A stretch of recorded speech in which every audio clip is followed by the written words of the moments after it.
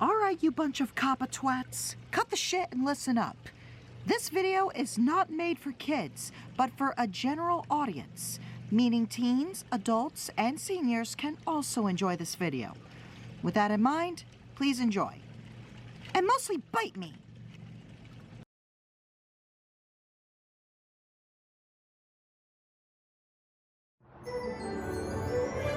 The island of Sodor is the home of the Northwestern Railway.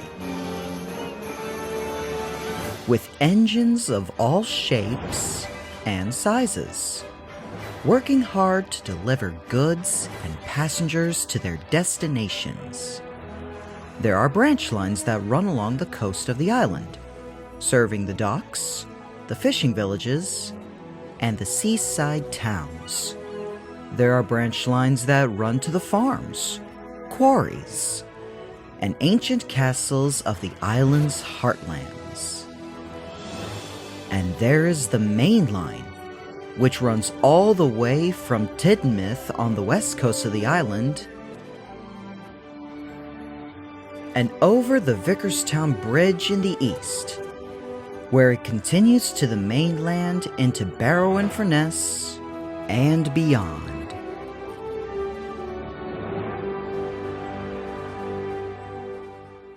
Duncan was cross. A fence near a sheep's field had broke, and now some sheep had strayed onto the line, making his passenger train late. Are you kidding me? It took several minutes, but the flock finally cleared the track, and Duncan continued on. Ugh, stupid four-legged cotton balls.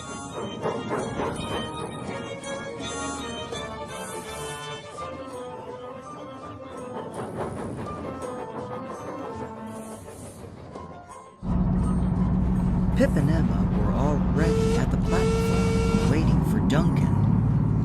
"You're late," snapped Emma. "I know," retorted Duncan. "It's the bloody sheep's fault. Every once in a while they'd be straying on the tracks." "Well, at least you're not as big as us. We may accidentally run them over. But with your small size, when push comes to shove, the last-minute resort you can do is to simply give them a minor nudge." "Emma, time to go. That was our guard's whistle." "Just a little advice, my dear."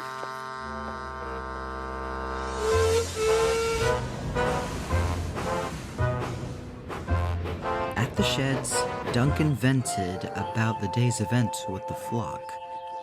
"I do not see what the use is for those sheep. All they do is just munch on grass and mindlessly wander onto the tracks."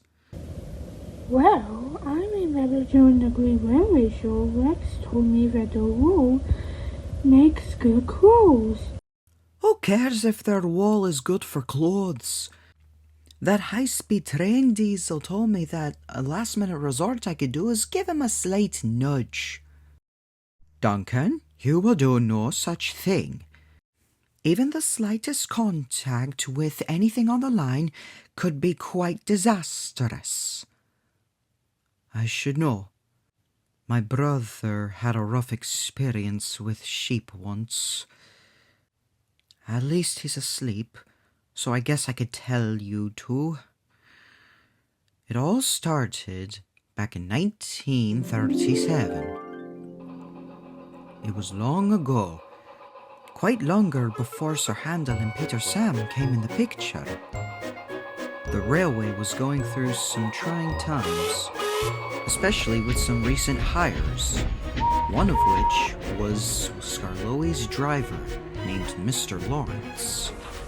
After a few days of training, he'd gotten used to driving Skarloey, but a certain accident would give his career a complete 180. It all started on a return journey from the lakeside station, when further down the line, a sheep had broken through a fence and was dangerously wandering over the tracks.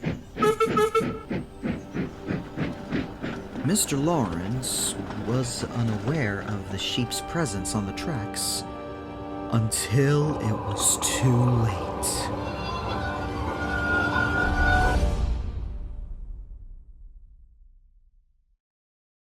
The brakes were slammed on hard, but it didn't slow down in time when they heard an awful thud and crack. The crew got out of Skarloey's cab and witnessed the once curious sheep, now nothing more but a lifeless corpse. But what they did next was unthinkable. What happened? It's not nice to talk about. But what happened? Why isn't it nice? Mr. Lawrence took the sheep's corpse and stuffed it into Skarloey's firebox. No, he didn't. I'm afraid he did, Peter Sam. We don't exactly know why Mr. Lawrence did it. Perhaps he didn't want the farmer to be yelling at him for hurting one of his sheep. But, regardless, the damage was already done, and the railway had to continue its progress. Skarloey felt sick in the firebox all the way to Croven's Gate. Do I smell mutton in the air? Things certainly weren't any better when the cleaner arrived to clean out Skarloey's ashtray. Jiminy cricket! Is that a hoof? And a bone? Cinched up wall? Call the police!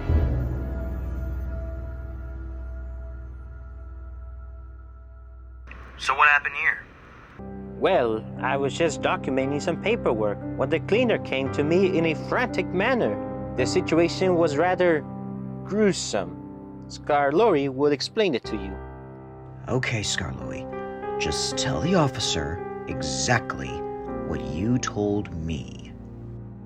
Skarloey took a deep breath and explained the whole situation in a rather shaky voice, leaving everyone aghosted and appalled.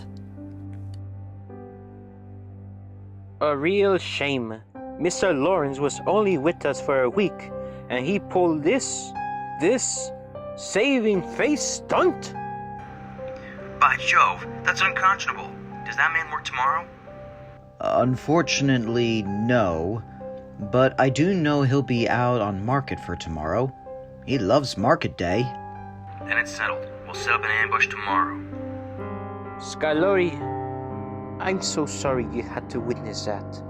You just try to get some rest as well as taking a day off tomorrow. Reneus will have to do double shifts. Again. Yes, sir. Anything for my brother. Don't worry, Skarloey. We'll get you out of this, Razzie, and we will bring that man to justice. I promise. So that's what they did.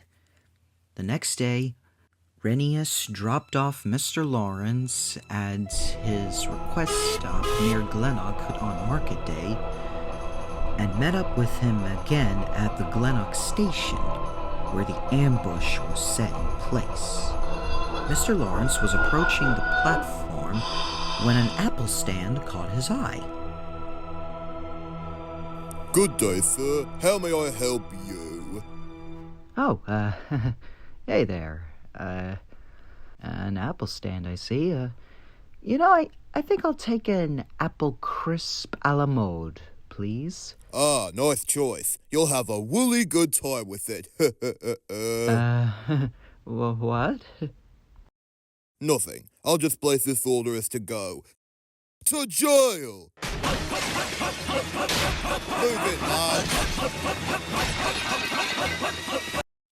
With swift action, Mr. Lawrence was apprehended and placed under arrest. Mr. Lawrence, you're under arrest for animal cruelty and tampering with evidence. No, please, it was an accident. You snitching engine, I'll kick you.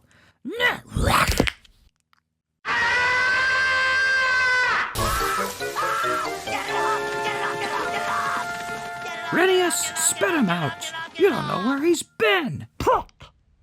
Additional charges for vehicular assault and resisting arrest. Remain calm. We'll screw you to St. Tabitha Hospital before booking you to the Tidmouth jail. After Mr. Lawrence's arrest, it took a couple days, but Scarlowi was finally back on his wheels and continued to work on the railway for a little bit longer until his firebox and boiler finally gave in, leaving Renius as the railway's only workhorse. And, as they say, the rest is history. So, Duncan, I hope you heed this story good, and should you ever make a mistake, it's strongly important to own up. Duncan was left with a lot to think about, and ever since that night, despite still being upset with sheep being strayed onto the line, he always made sure that his crew would shoo off the animals in a calm, subtle manner, rather than taking drastic measures and having to save face.